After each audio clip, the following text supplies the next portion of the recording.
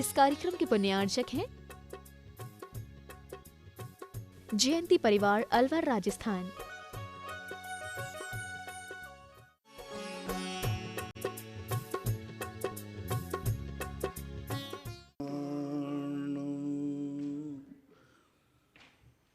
नमो सिद्धाणं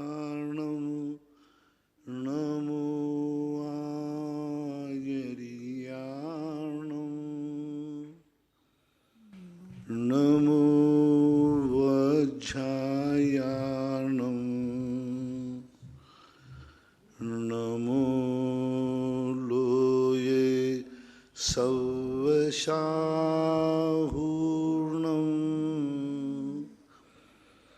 पंच परमेष्टि भगवान की जय। आचार्य श्री गुरुवर कुंद कुंद महाराज की जय। आचार्य श्री गुरुवर विद्यासागर महाराज की जय। परम पूज्य निर्व्यापक श्रवण मुनि श्री सुधा सागर जी महाराज की जय। चुलक श्री गंभीर सागर जी महाराज की जय। सभी जिज्ञासु एवं श्रोतागण पूज्य मुनि श्री को नमोस्तु करें, फिर अपन जिज्ञासा प्रारंभ करते हैं। महेंद्र जैन पत्रकार इंदौर से पूछते हैं, नमोस्तु गुरुदेव, अहंकार और संस्कार में बुनियादी फर्क है। अहंकार में व्यक्ति दूसरों को झुका करके खुश होता है और संस्कार में व्यक्ति स्वयं झुककर खुश होता है। महाराज जी जिज्ञासा है। प्रश्न हो चुका है। अच्छा। राजीव जैन से प्रार्थी अमर पाटन, नमोस्तु महाराज जी, सज्जनों से दुर्जन ज्यादा मजे में रह रहे हैं, धर्मी से पापी ज्यादा सुखी हो रहे हैं, ऐसा क्यों? सुखी हो नहीं रहे हैं, तुम्हें सुख दिख रहा है। दर्पण में चेहरा दिखता है, दर्पण में चेहरा होता नहीं है। कई बार संसार में सुख दिखता है लेकिन सुख होता नहीं है। जिसे तुम प्रशस्त मान रहे हो, हमारे शास्त्रों में उसे अप्रशस्त कहा। अभी मध्याह्न के स्वाध्याय में एक बात आई, प्रशस्त निदान किसे कहते हैं? तो प्रशस्त निदान का अर्थ क्या? हमें अच्छा तीन खंड का राज्य मिल जाए, वैभव मिल जाए, इसे आगम अप्रशस्त मानता है। तो तुम जिसे सुखी कह रहे हो वो सुखी है ही नहीं, वो सुखाभास है। पापी अधिक सुखी दिख रहा है, तुम कह रहे हो कि सुखी है। मुझे तो साइकिल पे चलने वाला सुखी दिख रहा है। थोड़ी देर के लिए हवाई का है, थोड़ा सा क्रॉस हो जाएगा तो उसके दांत भी नहीं मिलेंगे, साइकिल वाले का तो पेंट ही फटेगा। तो हमें जैन धर्म की परिभाषा में जिसे तुम सुख कह रहे हो, यदि इसे सुख मान लिया जाए तो रावण सुखी था, राम दुखी थे। पर दुखी के मंदिर क्यों बनाते हो? सुखी के बनाओ ना।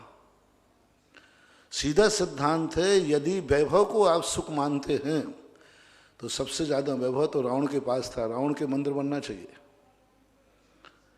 लेकिन मंदिर बता रहा है कि जिसे दुनिया दुखी कहती है वह सबसे बड़ा सुखी है, उसी का मंदिर बनाया।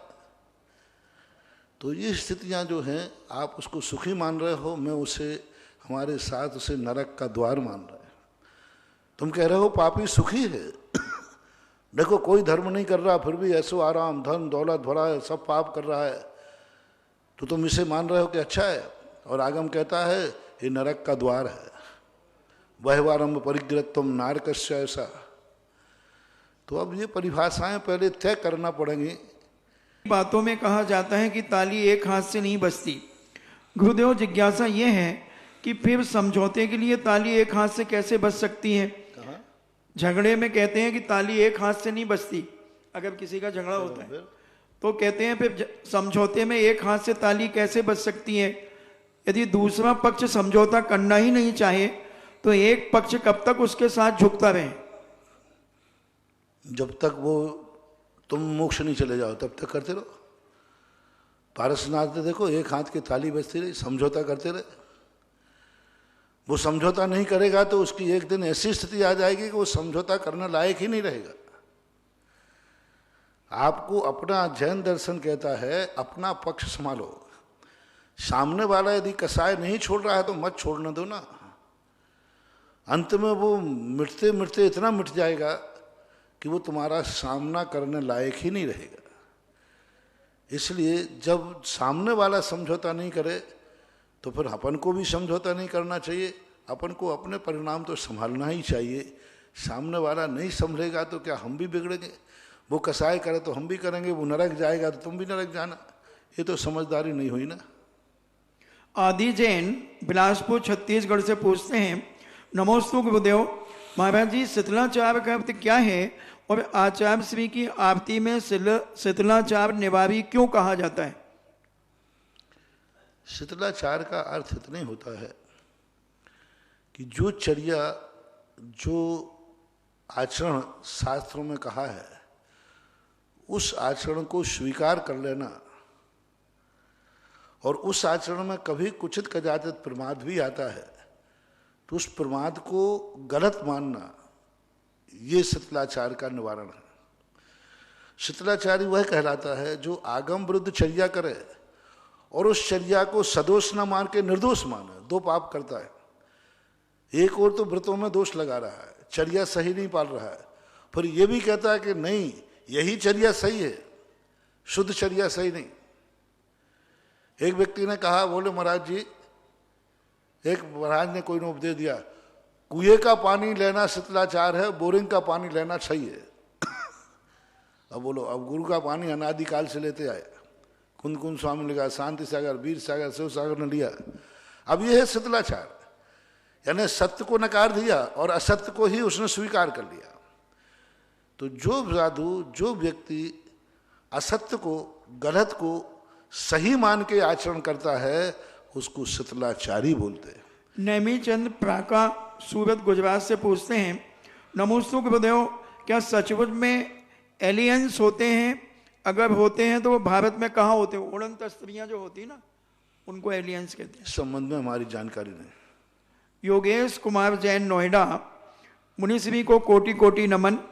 मुनिवर, क्या कारण है कि भारत में खुदाई में सभी जगह सिर्फ जैन धर्म की मूर्तियां मिलती हैं और पुराने मंदिरों में सिर्फ जैन मूर्तियां ही मिलती हैं? क्या कारण है? मूर्ति पूजा वस्तुतः सभी दर्शनकार मानते हैं, पुराने दर्शनकार, कि मूर्ति पूजा वस्तुतः मूल रूप से जैनियों में ही थी। सारी दुनिया के संप्रदायों में मूर्ति पूजा नहीं थी। कहीं यज्ञ पूजा थी, कहीं प्रार्थना थी, कहीं कुछ था, कहीं भावनाएं थी। मूर्ति की जो पूजा थी वो तो दिगंबरों की ही देन थी।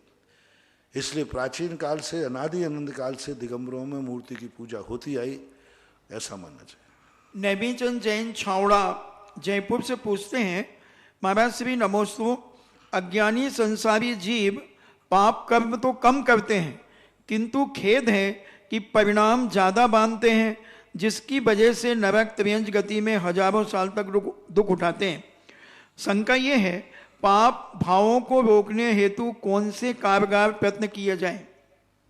तत्व दृष्टि, उसकी हानि लाभ। हम भाव से पाप कर रहे हैं, क्या मिलने वाला है, क्यों व्यर्थ में कर रहे हैं?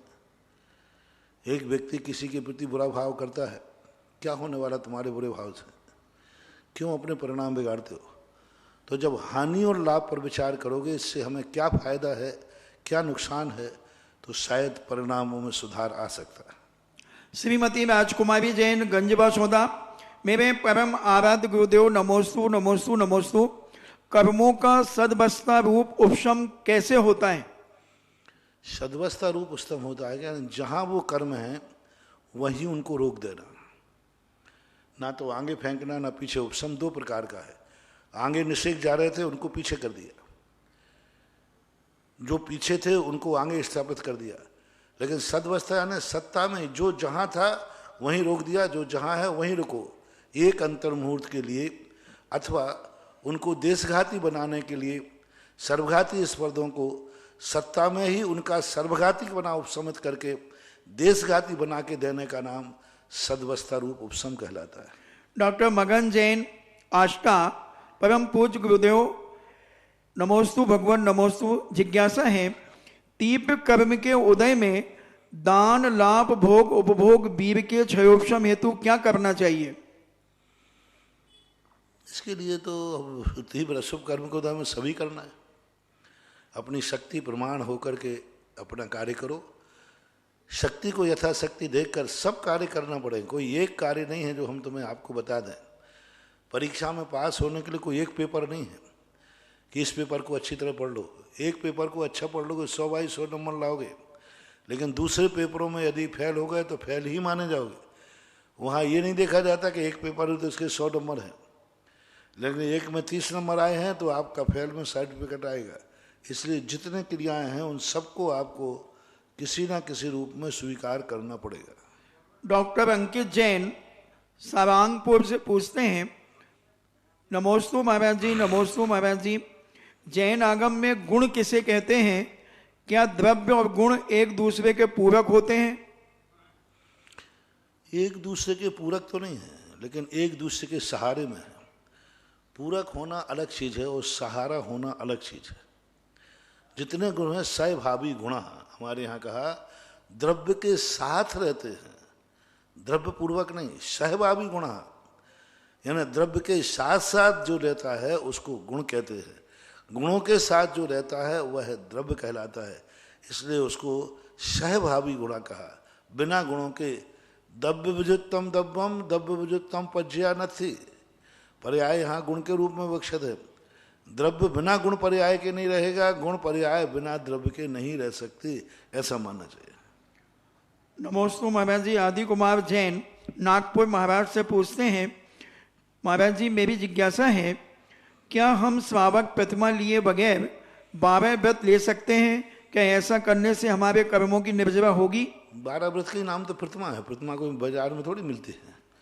12 व्रत आपने ले लिए तो वही का नाम प्रतिमा है। प्रतिमा अपनी भाषा में कहते हैं, लेकिन मूल तो 12 व्रत का नाम ही प्रतिमा है।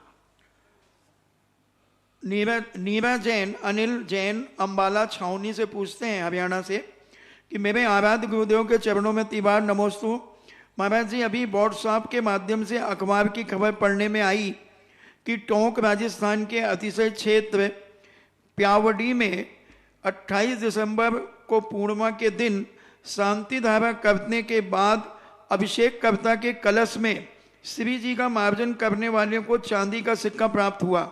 श्री चंद्र प्रभु भगवान का मार्जन करने पर श्री जी की नाभि से सूखी केसर निकली। तो महाराज जी मेरी जिज्ञासा है, क्या पंचम काल में ऐसा अतिशय संभव है? अब इस संबंध में मैं असंभव भी नहीं कह सकता। अब इस संबंध में मैंने कोई विचार किया नहीं।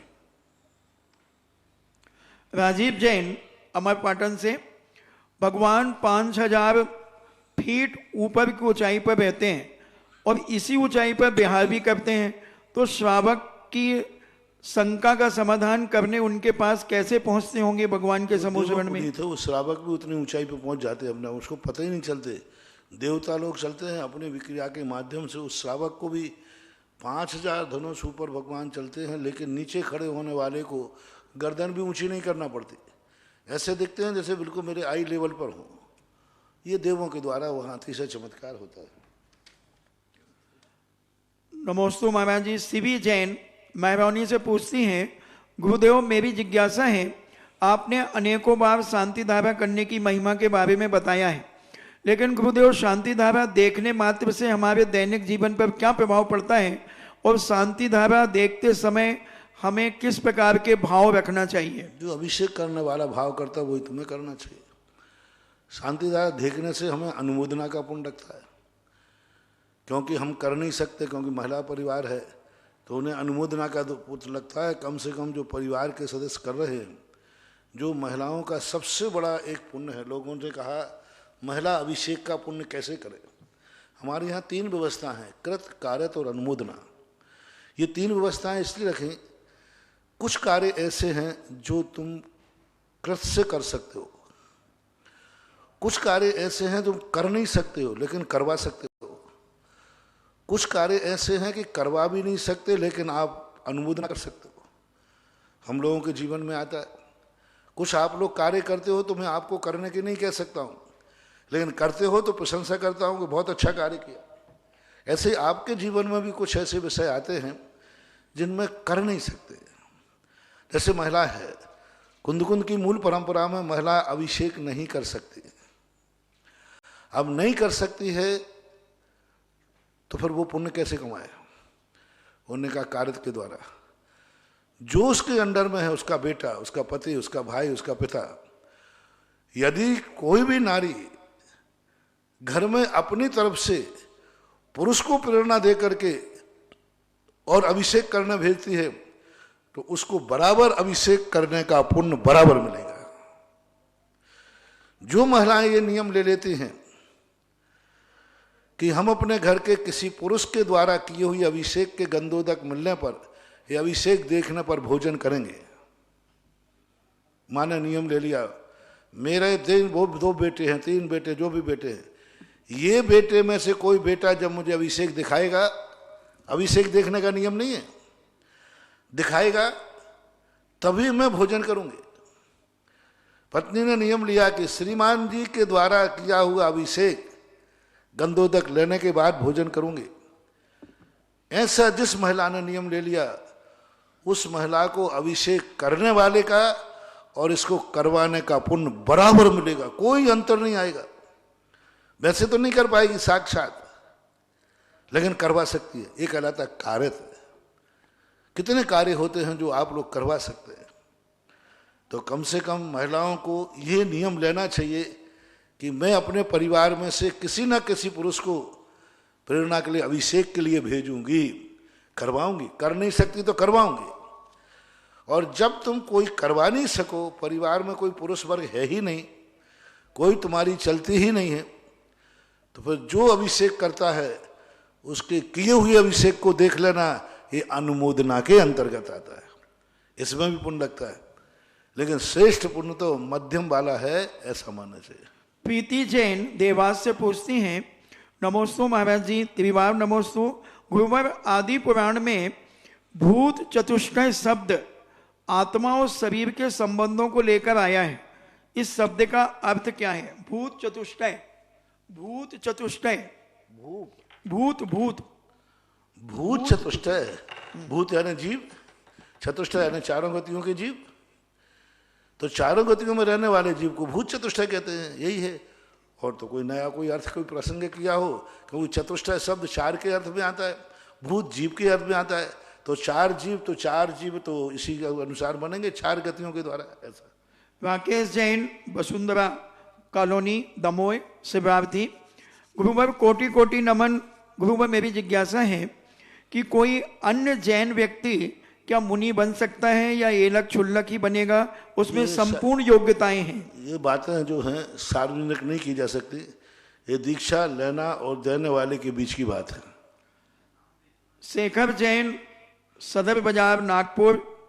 नमोस्तु महाराज जी, मेरा प्रश्न है कि व्यक्ति के मन में बैर है, द्वेष रहे और बहुत धर्म करे, पूजा करे, जाप करे, साधना करे, तप करे, साधना सफल मानी जाएगी? क्योंकि रावण ने भी विद्या सिद्ध की थी, उसके मन में तो राम के प्रति द्वेष था, तो भी उसे विद्या सिद्ध हो गई थी। विद्या सिद्ध करने का तप अलग है, पारमार्थिक तप अलग है। ये विद्या सिद्ध करने वाला जो पुण्य है ना, ये धर्म है, इसको जैनागम धर्म मानता ही नहीं है। जो पाप के लिए किया जाए वो धर्म हो ही नहीं सकता, इसलिए वो तो धर्म की कोटि में आएगा ही नहीं। अब धर्म तो वही है जो स्वपर हितकारी हो। प्रबल जैन चरगवा से पूछते हैं, नमोस्तु महाराज जी, दूसरा गुण स्थान कैसे बनता है और ये क्या सभी सम्यक्त में बन सकता है? नहीं, द्वितीयोपसम और प्रथमोपसम सम्यक दर्शन से गिरा हुआ जीव, जो क्षयावली काल अपना उपशमन का काल था, उसमें शेष रहने पर यदि गिर जाता है तो दूसरे गुण स्थान में वो चला जाता है। और दूसरा जो गुण स्थान मिलता है, यह व्यक्ति को मात्र इस कर्म भूमि की अपेक्षा देखा जाए तो जीवन में 2 बार ही मिल सकता है। 2 बार से ज़्यादा कोई भी जीव दूसरे गुण स्थान में इस पंचम काल में नहीं जा सकता। और सामान्य रूप में यदि, क्योंकि सम्यक दर्शन को प्राप्त करने में और पंचम काल में तो 1 बार ही जाएगा। क्यों? क्योंकि द्वितीयोपसम श्रेणी है नहीं पंचम काल में। और प्रथमोपसम सम्यक दर्शन वाला जाएगा तो प्रथमोपसम सम्यक दर्शन पंचम काल के जीव को 1 बार ही प्राप्त होगा। हाँ, भोग भूमि और संख्यात वर्ष वाले जरूर बहुत बार जा सकते हैं। इसलिए उपसम चारित्र के समय आज का जो स्थिति है नहीं, क्योंकि श्रेणी नहीं है, प्रथमोपसम के साथ बन सकता है, एक बार जा सकता है बस। आरसी जैन जयपुर से पूछते हैं, नमोस्तु महाराज जी, तत्वाव सूत को क्या खड़े होकर के उसका वाचन कर सकते हैं? और हम श्रावक सुविधा अनुसार करना। और हम श्रावक कौन कौन से ग्रंथ पढ़ने योग्य हैं हम श्रावकों के? अब इसके संबंध में तो बहुत बार हमने लिस्ट बना दिया। तुम्हारी योग्यता है, अलग अलग योग्यता है। तुम्हारी योग्यता क्या है, कहाँ से शुरू करना चाहते? बिल्कुल शुरू ही करना है तो पहला भाग, दूसरा भाग, तीसरा भाग, चौथा भाग, पांचवा भाग, फिर छह डाला के बाद फिर द्रव्य संग्रह, स्टोपदेश, तत्वार सूत्र, फिर पढ़ते जाइए आगे धीरे धीरे। विकास जैन शास्त्री और कटनी सबसे बढ़िया स्वाध्याय का क्रम हम इतना बढ़िया चला रहे हैं। अब लोग क्या करें, पूछते, जो 12 वर्षीय कोर्स चल रहा है ना, वो इसी प्रश्न के समाधान में हुआ था। लोगों ने कहा क्या क्या स्वाध्याय करना चाहिए, तो 12 साल का हमने कोर्स बना दिया। पहले कौन से 7 पढ़ना, फिर क्या।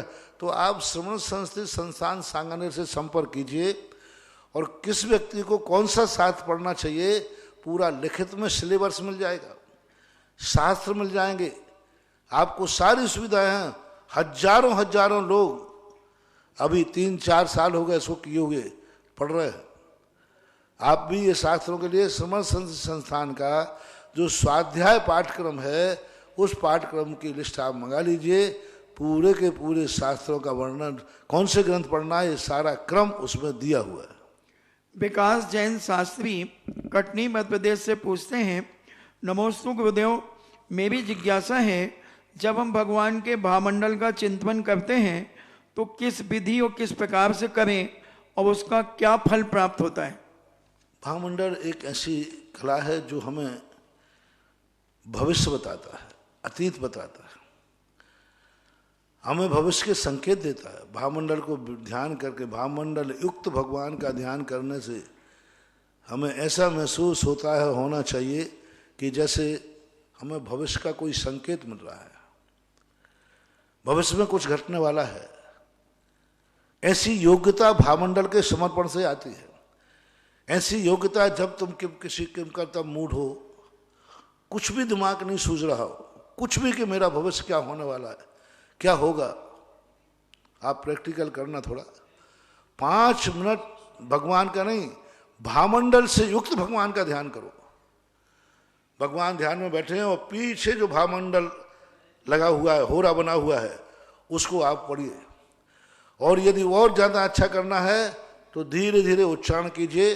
भगवान का ध्यान कर रहे हैं आप, भगवान के पीछे एक भामंडल बना हुआ है, और धीरे धीरे गुनगुनाइए, शुंभत प्रभावलय भूरि विभाविभूस्ते लोकत्रये द्युतिमतां द्युतिमाक्षपन्ति प्रोद्युद्दिवाकर निरंतर भूरि संख्या दीप्त्या जगत्यपि निशामपि सौम सौम्भम।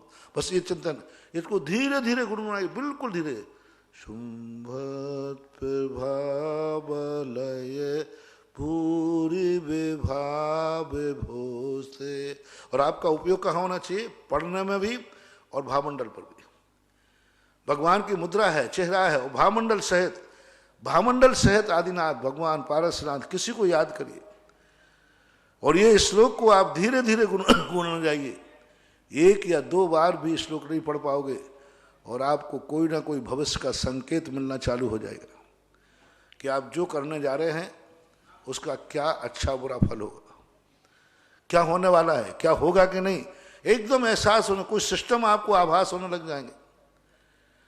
भामंडल हमारी उन अच्छी बुरी घटनाओं का प्रमाण पत्र है जो हमें याद नहीं है, और भामंडल में सब दिख जाता है, ऐसा मानना चाहिए। मेरी दृष्टिकोण ये है। मीना कांसल अशोकनगर, नमोस्तु महाराज जी, प्रशस्त उपशम और अप्रशस्त उपशम में क्या अंतर है? प्रशस्त उपशम और अप्रशस्त उपशम में, प्रशस्त और अप्रशस्त उपशम, दर्शन मोहिनी का सदा प्रशस्त उपशम ही होता है। चारित्र मोहिनी का अप्रशस्त उपशम हो सकता है, प्रशस्त भी होता है। चारित्र मोहिनी के 2, दर्शन मोहिनी को एक ही उपशम होता है, प्रशस्त उपशम होता है। प्रशस्त उपसम ये कहलाता है एक अंतर मुहूर्त के लिए जिन कर्मों को आपने प्रसम कहा कि इतने के पहले उदय में नहीं आएंगे, वो एक समय पहले भी उदय में नहीं आते, उसको प्रशस्त उपसम बोलते हैं।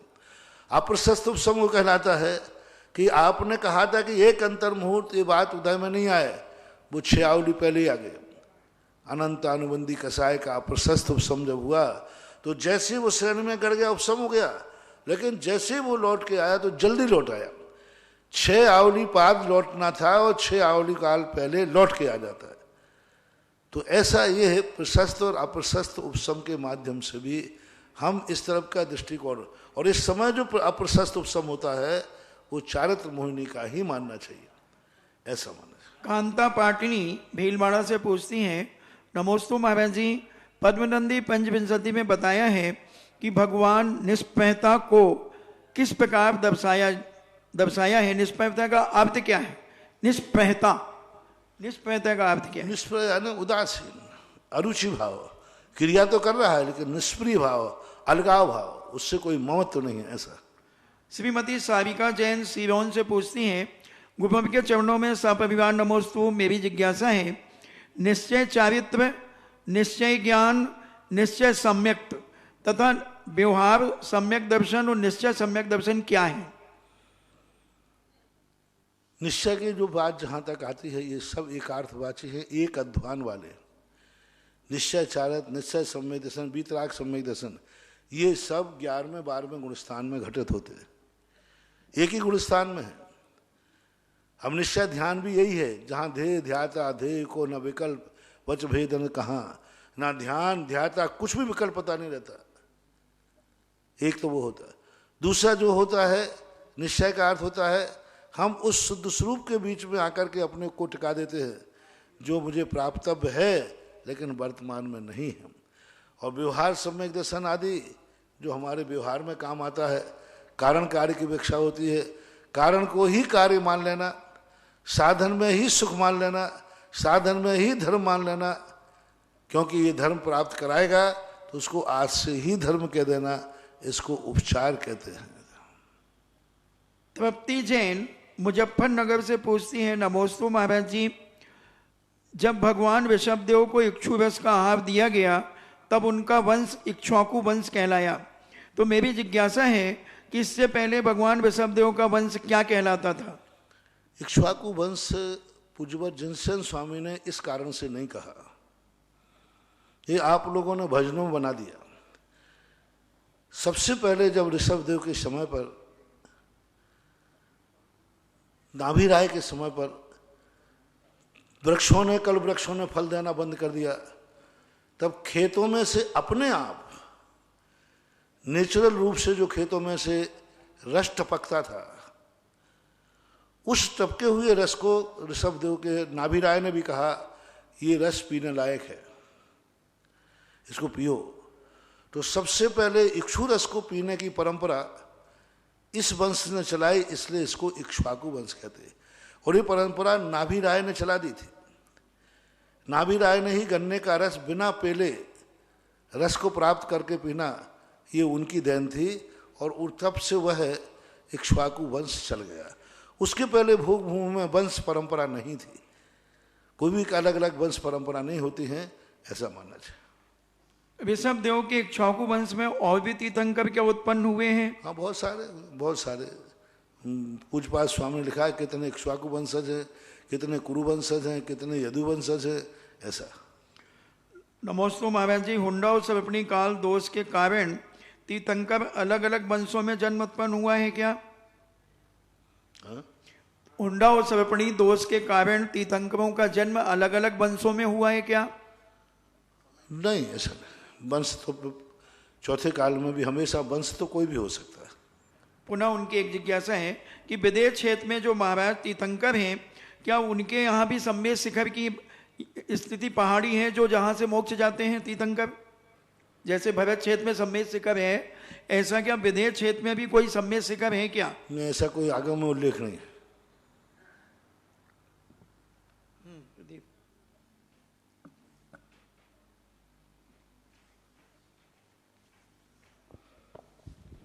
परम पूज्य आचार्य गुरुदेव श्री विद्यासागर जी महाराज के आज्ञानुवर्ती शिष्य निर्यापक श्रमण मुनि पुंगव श्री सुधासागर जी महाराज के मुखारविंद से देश विदेश में अपने घरों पर विराजित टीवी के समक्ष बैठ करके अपनी जिज्ञासा भेजने वाले, सुनने वाले उन सभी भक्तों की ओर से गुरुवर के चरणों में 3 बार नमोस्तु नमोस्तु नमोस्तु।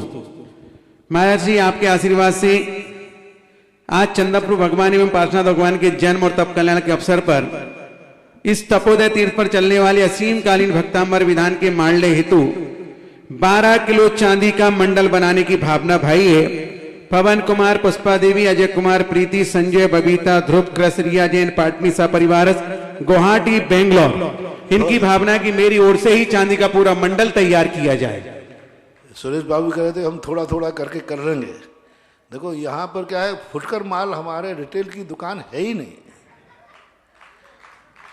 यहाँ तुम फुट करके बेचना चाहे तो, लेकिन हमेशा देखो एक ही व्यक्ति ने पूरे मारना बनाने का आशीर्वाद लिया। बहुत अच्छा, बहुत आशीर्वाद। ये मारना सदा भक्तांबर के समय भगवान के सामने बिछाया जाएगा ऐसा।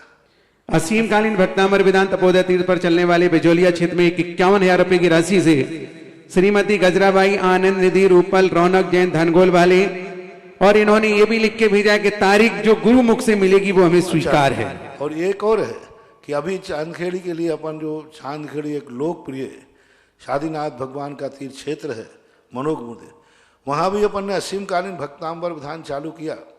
कोई महानुभाव यदि वहाँ का मारना एक ही व्यक्ति बनाना चाहे, हालांकि वहाँ भी लोगों ने 1-1 किलो, आधा किलो चांदी बोलना शुरू कर दी, लेकिन फिर भी मैं चाहता हूँ कि जो जहाँ का स्थान इस मंच से घोषित किया गया हो, नरेश जी बैठे हैं चंद्रोदय तीर्थ क्षेत्र के महामंत्री, खड़े हो जाओ भाई, देखो ये है तो इनके, और वहाँ भी वहाँ शुरू किया, इसी मंच से अपन ने घोषित किया और लगभग 400 नाम आ गए। अपन ने 365 नाम मांगे थे और 400 नाम वहाँ आ चुके। वो भक्तांबर शुरू हो गया है, बहुत अच्छी तरह चल रहा है।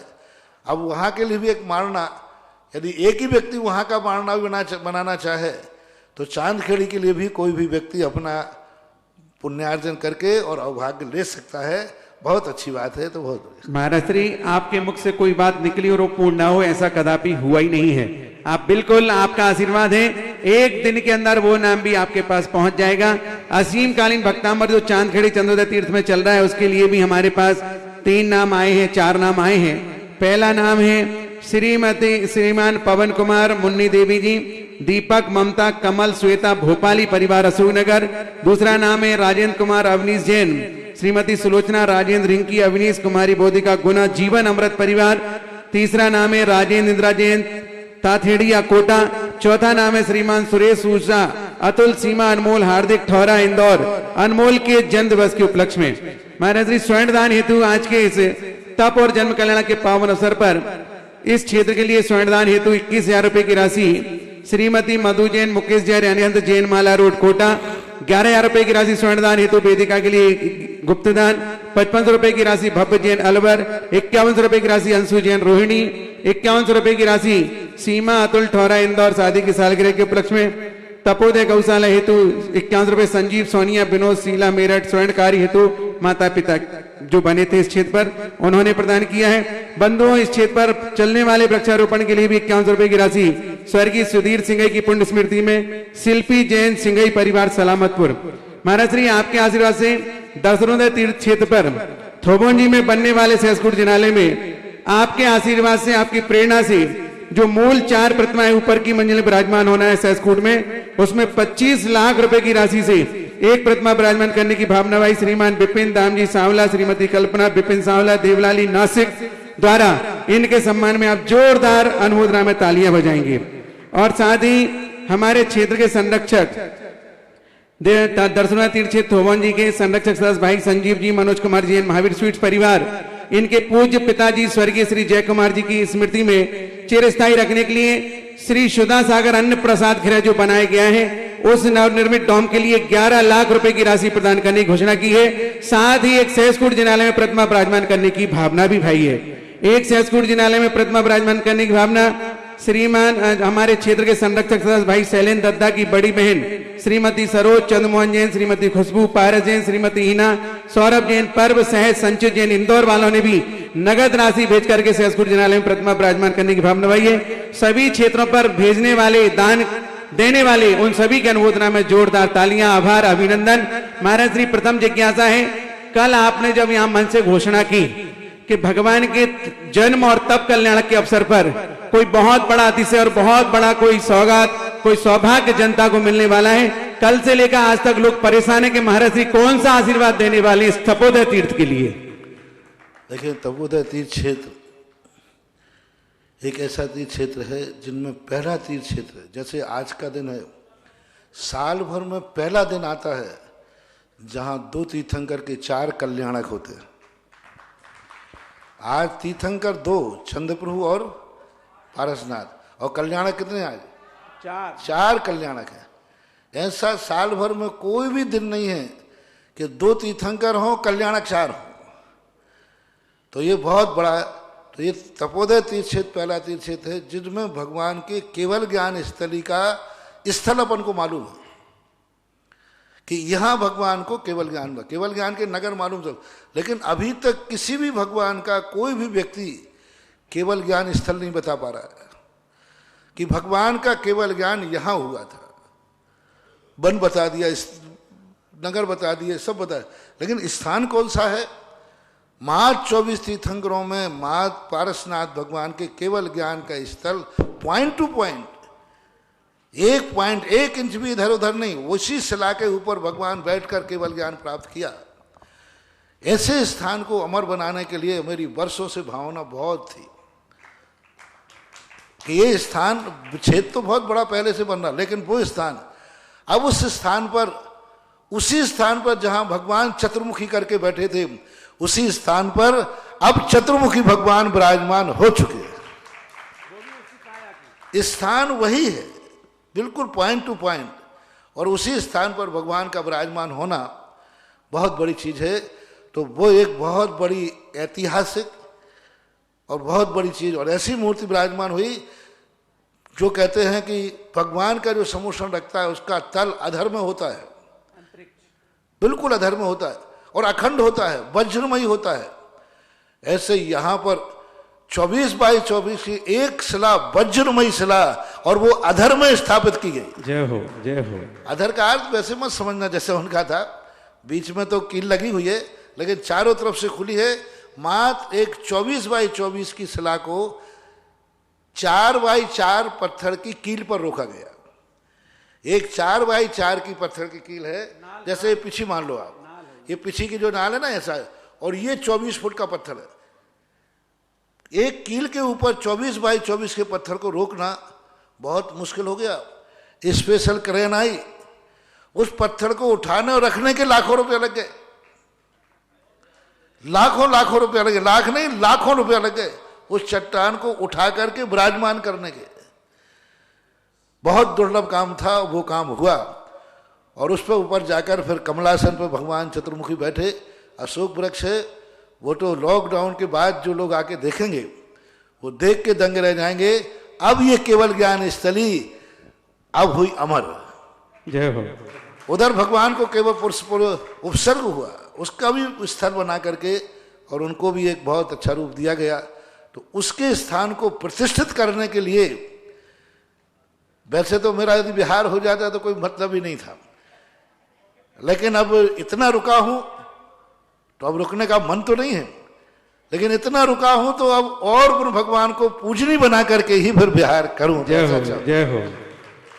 तो पूजनी बनाने के लिए, तारीख की निश्चित के लिए इस बार मुहूर्तों की बहुत कमी है, लेकिन बीच में एक मुहूर्त पुण्य से निकल ही आया, और मुहूर्त की तारीख के लिए ब्रह्मचारी प्रदीप प्रतिष्ठाचार्य हैं, समाज ने इनको नियुक्त किया है।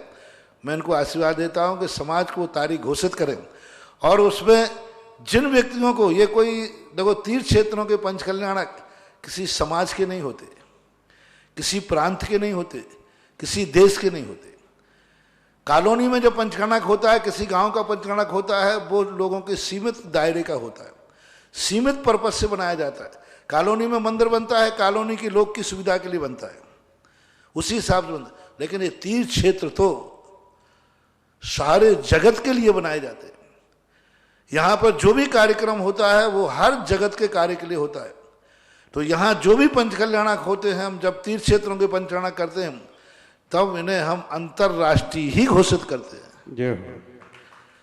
गांव के शहरों के मंदिरों में नहीं लगाता मैं अंतरराष्ट्रीय, वो तो शहर का मंदिर है, लेकिन जब तीर्थ का आता है तो सारे जगत के लिए है। तो ऐसे पंचकल्याणक में जो तारीखें देने वाले हैं उनमें जो भी व्यक्ति सौधर्मेंद्र, कुबेर, इंद्र आदि पुनः सब बन सकते हैं। ये कोई बिचौलिया की भगवती नहीं है, ये सारे जगत के श्रद्धा का केंद्र है। जय हो।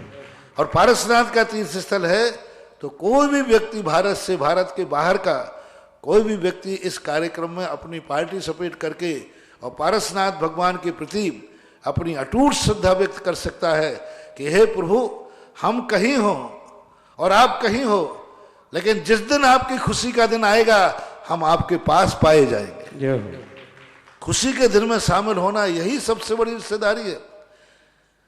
गम के दिनों में, दुख के दिनों में तो कोई भी कहीं हो जाता है, लेकिन किसी की सुखी में शामिल होना, जब पंचकल्याणक का, भगवान का पंचकल्याणक मनाया जा रहा हो और उस खुशी में शामिल होने का मन तुम्हारा बनता है, तो बस वही वाली बात, तुम किसी की सुखी खुशी में शामिल होगे, वो तुम्हारी खुशी में सदा शामिल होगा। जय हो। सदा शामिल होगा। यदि तुम चाहते हो कि भगवान हमारी हर खुशी में शामिल हो, हर खुशी में भगवान का आशीर्वाद रहे, तो तुम्हें भी जब भगवान की खुशियां होती हैं, जब ऐसे पंचकल्याणक के स्थल बनते हैं, उस समय उस खुशी में भी बड़े जोश के साथ पार्टिसिपेट करने का भाव आना चाहिए। हमारे नगर में, हमारे क्षेत्र पर, हमारे तीर्थ में हमारे भगवान का पंचकल्याणक हो रहा है, मैं उसमें इंद्र बनूंगा, मैं भगवान की प्रतिष्ठा में भागीदार मैं बनूंगा, मेरे भगवान है, मेरा तीर्थ क्षेत्र है, मैं उसमें प्रतिष्ठा में शामिल होऊंगा। ऐसी खुशी में शामिल होने के लिए सारा भारत नहीं, विदेशी भी शामिल होकर के अपने, क्योंकि वो मूर्तियां भी जो बैठाली हैं कैलिफोर्निया, चतुर्मुखी मूर्ति बैठाली, वो भी अमेरिका से, यूएसए, हाँ। यूएस से महाजन ने, विदेश से आई है वो मूर्ति, ध्यान रखना, पुण्यार्जन मूर्ति है ना, पुण्यार्जक विदेश से आया है, तो इंद्र भी विदेश से आ सकते, क्या बात होगी।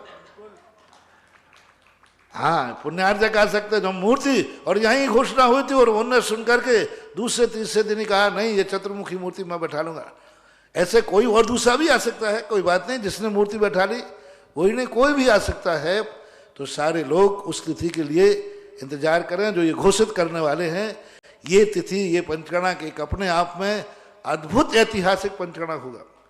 पंचकल्याणक स्थापना निक्षेप के बनते हैं, लेकिन ये उस भूमि का पंचकल्याणक है जहां भगवान ने एक दिन साक्षात केवल ज्ञान प्राप्त करके साक्षात समोषण की स्थापना की थी।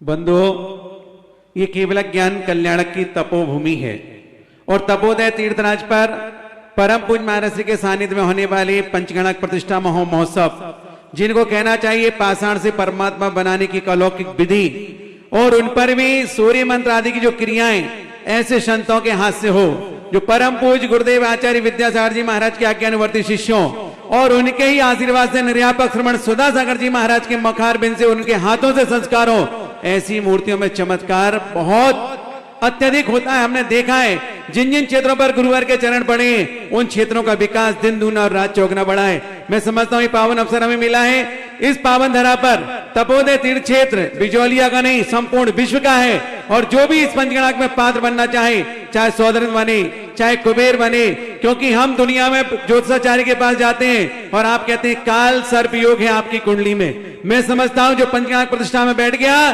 काल सर्प योग का निवारण आप हो जाएगा, क्योंकि इतने सर्प जहां पर हो और जहां पर पार्षद भगवान की रक्षा स्वयं सर्प ने की हो, तो तुम्हारी रक्षा क्यों नहीं होगी। काल सर्प योग का निवारण भी हो जाएगा। तो जिन्हें सौधर्म बनना हो, कुबेर बनना हो, महायज्ञ नायक बनना हो, माता पिता बनना हो, ईशान सानत महेंद्र बनना हो, जो भी पात्र बनना चाहें अपनी भावनाओं को यहाँ क्षेत्र कार्यालय के नंबर पर भेजेंगे या डायरेक्ट मेरे से भी संपर्क कर सकते हैं। हम पूज्य महाराज जी से परामर्श करके आपको आशीर्वाद दिलवाएंगे, और आप जब क्षेत्र पर आएंगे तो आपके आवास की, भोजन की संपूर्ण व्यवस्था रहेगी। ये पूरी कमेटी की व्यवस्था रहेगी, इसमें कहीं कोई बाधा नहीं, क्योंकि आपको क्षेत्र पर 2 दिन पहले आना होगा। संभावना जब तक लॉकडाउन से भी शायद अपन फ्री हो जाएंगे। जय हो। एक और हमें आशीर्वाद मिल गया कि लॉकडाउन से भी आपको फ्री कर दिया जाएगा। संभावना का शब्द को हाँ, संभावना है कि आपको लॉकडाउन से फ्री कर दिया जाएगा, तो फिर आपको तो और आनंद ही आनंद बरसेगा। तो ये तारीख क्षेत्र कमेटी के आशीर्वाद से, क्षेत्र कमेटी के निवेदन पर, परम पूज्य महाराज जी के आशीर्वाद से और पूरे इस वर्ष में सबसे सर्वोत्तम मुहूर्त कहना चाहिए, क्योंकि जनवरी में गुरुअस्त, फरवरी में भी आगे पीछे शुक्रस्त है, लेकिन इन बीच में 5 दिनों में गुरु शुक्रस्त का योग नहीं है, मात्र 5 दिन खुले। उन्हीं डेटों में परम पूज्य महाराज श्री का आशीर्वाद 12 फरवरी से लेके 16 फरवरी बसंत पंचमी का जो स्वयं सिद्ध मुहूर्त होता है उस दिन मोक्ष कल्याणक होगा। तो जिनको भी अपना भावना बनानी हो, आज से अभी से अपना संकल्प ले लें और आने वाली 12 फरवरी से 16 फरवरी के मध्य इस पावन धरा पर ऋषि पांडाल के मध्य हम पंचगणक प्रतिष्ठा के महोत्सव का आनंद लेंगे। पूर्व में जब पंचगणक हुआ था महाराज श्री, वो 24 से 29 फरवरी थी, और ये जो पंचगणक होगा वो 12 से 16 फरवरी होगी, मात्र 8 दिन का अंतराल है। अब आप विचार करिएगा, ये पावन अवसर मिला है। जैसे इस बिजोरिया क्षेत्र का पता नहीं क्या नियोग है, जब भी यहाँ चतुर्मास करो पंचगणक के पहले बिहार होते ही नहीं। 2002 का चतुर्मास किया तो निज मंदिर और गणधर परमेष्ठी का पंचगणक हुआ।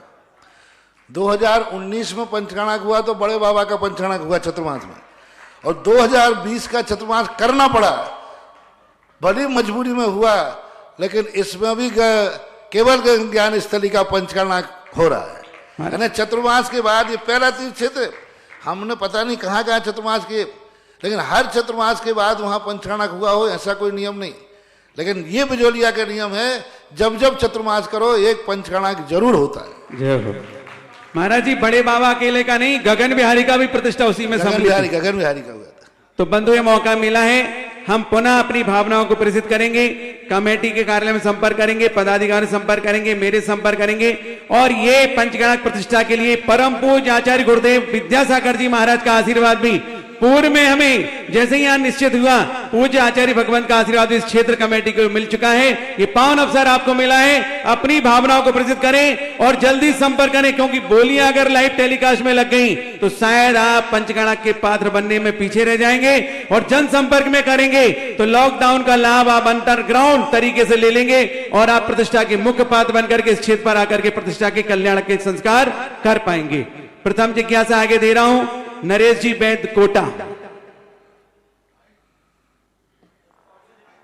तब तक एक ऑडियो हमारे बीच में है, उसको प्रेषित करें। गुरुवर के चरणों में बारंबार नमोस्तु।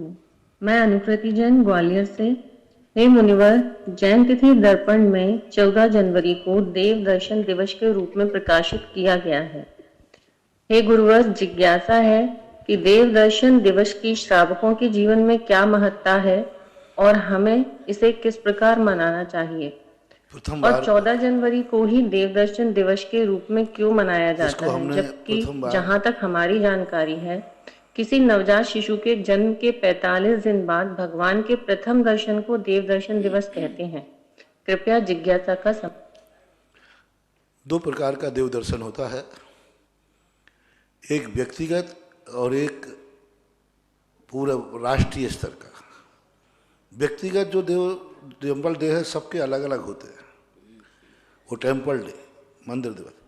ये देव दर्शन दिवस पूरे विश्व का, पूरे भारत का पहली बार भरत चक्रवर्ती ने अपने महल पर से सूर्यबिंब में स्थित अकृत्रिम भगवान का दर्शन किया था, चैत्यालय का।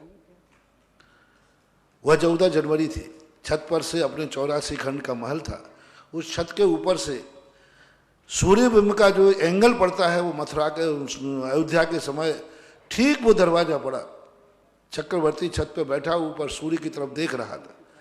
उसी समय सूर्य के अंदर का जो दरवाजा था चैत्यालय का, उस चैत्यालय में उन्हें अकृत्रिम चैत्यालय के दर्शन हुए, और एक अंतर मुहूर्त तक वह उनको दर्शन होते रहे, और उन्होंने उसकी पूजा की, अर्चना की। तो तभी से जो है, यानी भरत चक्रवर्ती को इस युग के प्रारंभ में सबसे पहले अकृत्रिम चैत्यालय का दर्शन हुआ, इसलिए इसको देव दर्शन दिवस के नाम से मनाया जाए। इसलिए सारे भारत के लोगों से मेरा कहना है कि जैसे आप दिवाली पर, 15 अगस्त, राष्ट्रीय त्योहारों पर, सबके त्योहार मनाते हैं, इस देव दर्शन दिवस को अमर करो। पौराणिक कथा और आगम सिद्धांतों से पहला जैन दर्शन में इसका विशेष मकर संक्रांति का विशेष महत्व है। वहाँ लड्डू खाना, तिल आदि करना, ये सब चीजें तो औपचारिकता है, ये तो खुशी है, लेकिन वास्तविक रूप जो इतिहास है लोग भूल गए। जैनियों ने ना जाने कितने त्योहारों को जैन दर्शन से बाहर कर दिया और जैनियों ने शुरुआत की इनकी। लेकिन आज मकर संक्रांति जैसा पावन त्योहार, सम्यक दर्शन का त्योहार, आज जैनियों की डायरी से गायब है। कोई नहीं जानता जैनी की मकर संक्रांति जैनियों की संक्रांति है, जैनियों का त्योहार है। सब जानते हैं कि मेला भरना, घाटों पर नहाना, लड्डू खाना, तिल आदि करना, ये सब चीजें जानते हैं। जैनी भी 99% जैनियों को मालूम नहीं है कि मकर संक्रांति शुद्ध जैनियों का परम पवित्र पावन तीर्थ क्षेत्र है। तब मैंने देखा कि ये तो सब सीधे त्योहार गारे होते जा रहे और इनका मूल स्वरूप बदलता जा रहा है। आज कई तीर्थ क्षेत्रों पर मैंने देखा मकर संक्रांति के दिन ही वहां मेला लगता है। लोग भूल गए, लोग समझते थे कि लड्डू खाने के लिए लगता है, लेकिन वास्तविक परंपरा चलाई थी कि इसी दिन भगवान का अपन को दर्शन हुआ था। अपने तीर्थ क्षेत्रों पर जाकर इसी दिन सब मिलकर के भगवान की पूजा अर्चना करेंगे, भगवान का जुलूस निकालेंगे, प्रभावना करेंगे। आज भी बुंदेलखंड में मकर संक्रांति के मेले प्रसिद्ध हैं। जिनोदय तीर्थ क्षेत्र थोबन जी में मकर संक्रांति पर लगता है मेला। गुणोदय तीर्थ क्षेत्र में भी मकर संक्रांति पर मेला लगता था पहले, तो गोलाकोट आदि। तो ऐसे कुछ त्योहार थे। तो आज सबसे मेरा कहना प्रसंग के अनुसार 14 जनवरी आ रही है। इस जनवरी को प्रत्येक व्यक्ति को मंदिर दिवस के नाम से, देव दर्शन दिवस के नाम से सबको तैयार रहना। उस दिन सबको अभिषेक करना है। भगवान के दर्शन किए बिना भोजन भी नहीं, पानी भी नहीं, चाय भी नहीं, नाश्ता भी नहीं। उस दिन हम देव दर्शन करके ही अपना दिन प्रारंभ करेंगे। देव दर्शन करके ही हम चाय पानी करेंगे। देव दर्शन करके ही हम अपना मंगल स्वरूप करेंगे। तो पहला देव दर्शन, उसके बाद यदि आपके विशेष रूप से उस दिन सबको अपने घर में अभिषेक की परंपरा बनाएं। बच्चों से भी कहें, स्कूल जाते हैं तो भी कहें आज देव दर्शन करके स्कूल जाओगे, आज भगवान का अभिषेक करके ही आप नौकरी पे जाओगे, आज भगवान का पूजन करके ही महिलाएं घर में गृहस्थी में रोटी पानी में जाएंगे। तो 14 जनवरी के दिन का प्रातःकाल महिलाओं को नियम लेना है, हम घर गृहस्थी का कार्य प्रातःकाल मंदिर में अभिषेक देखकर और पूजन करने के बाद ही घर गृहस्थी के कार्य शुरू करेंगे। पुरुषों को नियम लेना है, चाहे नौकरी पे जाएं चाहे व्यापार में जाएं, हम भगवान का अभिषेक पूजन करके ही व्यापार चालू करेंगे। बच्चों को अपने देव दर्शन का नियम, स्कूल जाना है जल्दी, वो मंदिर का कहीं ना कोई ना मंदिर का दर्शन करा के उसको ले जाएं। इस देव दर्शन दिवस को अमर करो। ये सम्यक दर्शन का प्रतीक है।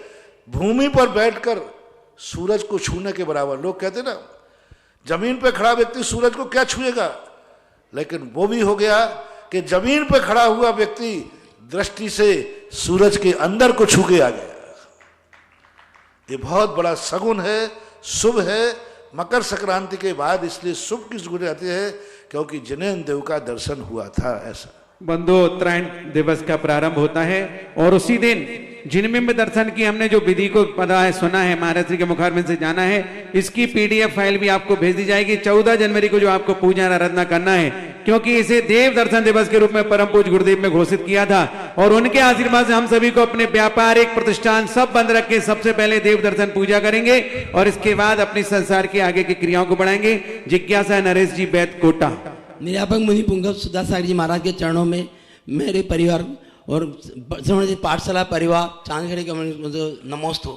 मुंशी मार्च में कोरोना आ गया था, तब से सारे पाठशालाएं वगैरह सब बंद हो गई थी।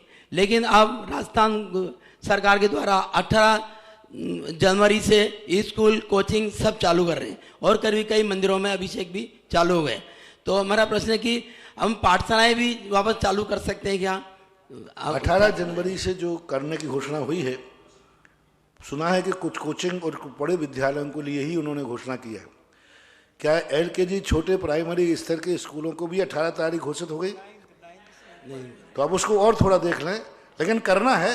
बस 2-4-8 दिन बाद वो भी घोषणा हो जाएगी, क्योंकि सरकार धीरे धीरे खोल रही है। 8 दिन इसको देख लेगी, 8 दिन नहीं करेंगे तो छोटे बच्चों के लिए तो इसको ठीक है, जनवरी के लास्ट तक, फरवरी के फर्स्ट वीक पर अपन विचार कर लेंगे। अगली क्योंकि जिज्ञासा कोचिंग के तो खोलने के आगे अच्छा, कोटा की जो हॉस्टल हैं दादाबाड़ी के, जहाँ पर लोग ज्ञान संस्कार दोनों पाते हैं। मैंने कहा ना, कोटा के अंदर जो छात्रावास की स्थापना हुई, एक प्रश्न बच्चे ने कहा कि महाराज हम धर्म का पालन करें या जीवन बचाएं, धर्म बचाएं। यहाँ रहना है तो हमें रात में खाना पड़ेगा, आलू प्याज खाना पड़ेगा, और नहीं खाते हैं तो हमारी पढ़ाई जाती है।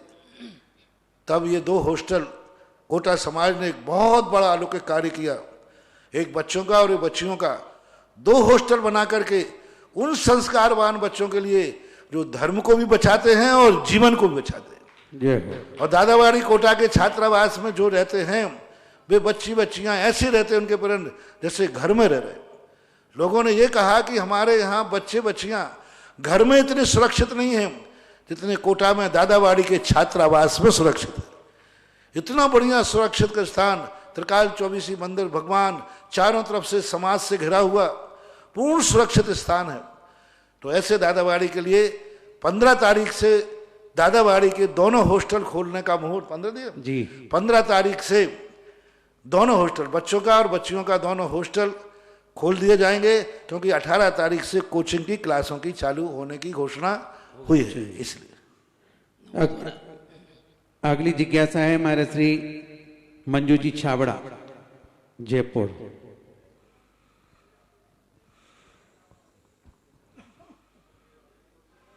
अगली मैं नविता जैन कोटा, परम पूज्य महाराज के चरणों में नमोस्तु। महाराज श्री आगम में लिखा है कि मंद कर्म के उदय में समझ जाइए तो कर्मबंध कम होगा, सो तो ठीक है, परंतु हम अज्ञानी जीव बह जाते तो क्या किया जाए, फार्मूला बताने की अनुकंपा करें। फार्मूला कोई नहीं है, तत्व विचार, हानि लाभ पर विचार करो। मेरे गुरुवर के चरणों में बारंबार नमोस्तु नमोस्तु नमोस्तु।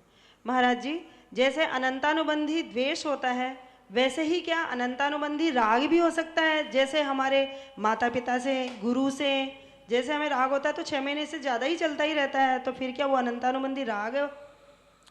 अनंतबंदी क्रोध ही नहीं, मान माया लोभ राग भी होता है, पर गुरु को और माता पिता को एक मत करो।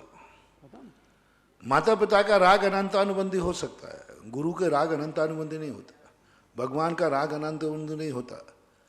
ये राग कसाय के अंतर्गत नहीं आता, कसाय से बनता है लेकिन ये कसाय का रूप नहीं लेता।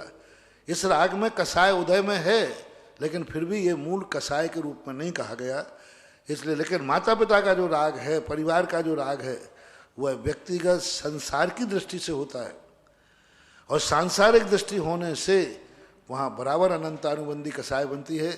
6 महीने के अंदर अंदर किसी न किसी बहाने वह तत्व चिंतन लाएगा, नहीं मेरा कोई नहीं, मैं किसी का नहीं, मैं एक स्वतंत्र गायक पुण्य स्वरूपी हूँ। वो इसलिए तो 6 आवश्यक पूजा है, पाठ है आदि। कहीं ना कहीं कोई एक पंक्ति पढ़ ही लेता है कि संसार से मैं भिन्न हूँ, मैं एक अकेला हूँ, 12 भावना का चिंतन कर लेता है, मैं एकाकी एकत्व लिए सभी आते। ऐसा परिणाम यदि वो अर्थपूर्वक ज्ञान में आ जाता है तो वो राग टूट जाता है, पुनः राग चालू हो जाता है, ये बात अलग है। इस प्रकार से जिज्ञासा समाधान संपन्न हुआ। हम जिनवाणी स्तुति करेंगे, इसके पूर्व तैयार रहेंगे। जिन्हें आज परम पूज्य महाराज श्री का आहार कराने का सौभाग्य मिला, तेजमल जी, पवन जी, सुनील जी, श्री। इस कार्यक्रम के पुण्यार्चक थे जयंती परिवार, अलवर, राजस्थान।